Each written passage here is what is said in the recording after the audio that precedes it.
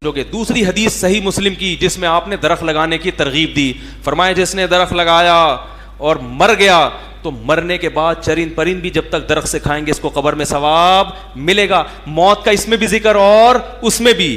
پتا چلا درخت لگاؤ دنیا کی لالچ میں نہیں، انسانیت کی ترقی کے لیے.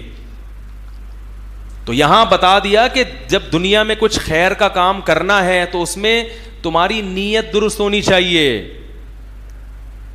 کیوں کر رہے ہو؟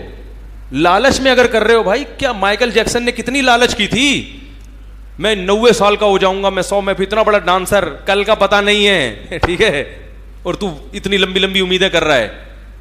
تو ہمیں بتا دیا بھائی درخت لگا رہے ہو، کل کا کوئی بھروسہ نہیں ہے، ہو سکتا ہے پھل مل جائے، ہو سکتا ہے نہیں ملے.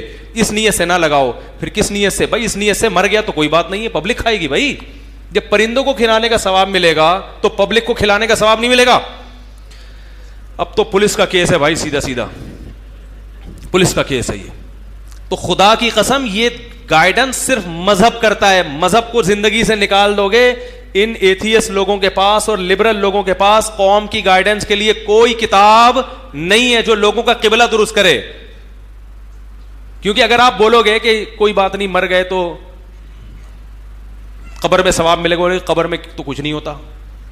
کون سی سائنس کی کتاب میں لکھا ہے قبر میں ثواب بھی ملتا ہے عذاب بھی ملتا ہے؟ وہ مانے گا کیا کوئی بات نہیں، لوگ خوش ہوں گے تو پبلک کھائے گی، دعائیں دے گی. جب مر ہی گیا تو دعائیں لگیں گی کس کو؟ جا کے ہڈیوں کو لگیں گی دعائیں جا کے. آپ اس کو موٹیویٹ کیسے کرو گے خیر کے کام پر؟ کیسے موٹیویٹ کرو گے آپ اس کو کہ اچھا کام کرے؟ وہ کوئی موٹیویٹ کرنا ممکن نہیں ہے. یہ تو جو غیر مسلموں میں 5-10% لوگ جو خیر کا کام کر رہے ہوتے ہیں نا، وہ نظر آ رہے ہوتے ہیں. اگر ان کے پاس مذہب ہوتا، ایک صاحب یورپ سے آئے کہنے لگے یار میں کسی خاص ملک کا نام نہیں لوں گا، کہہ رہے 5% لوگ ایجوکیٹڈ ہیں، باقی 95% سمجھتے ہیں ان دھندوں میں لگے ہوئے عیاشی میں. ان 5% کی ترقی ہے جو دنیا دیکھ رہی ہے. اگر ان کے پاس مذہب ہوتا تو 95% ترقی کرتے، 5% چھٹے لگا بھی رہے ہوتے اور پھر ان پہ 80 کوڑے بھی لگ رہے ہوتے. ان پہ نہیں آ رہی بات. حد جاری ہوتی نا، نشہ تو اسلام میں حد جاری ہو جاتی ہے نا اس کے اوپر. تو اگر یہ مذہب کو فالو کرنے والے لوگ ہوتے تو 95% کیا ہوتے؟ پڑھے لکھے ہوتے. کیونکہ عیاشی تو ختم ہو جاتی نا، شراب کباب یہ سب چیزیں جو انسان کو روکتی ہیں. تو خیر یہ موضوع بڑا لمبا ہے، اس پہ بہت سارے اشکالات ہوں گے لوگوں کو، پھر میں اس کا جواب دوں گا. تو مجھے پتہ ہے اس پہ کیا کیا آپ کے ذہن میں اشکالات آ رہے ہوں گے، اس کے کیا کیا جوابات ہیں، لیکن اس کو چھیڑوں گا تو موضوع پورا چینج ہو جائے گا.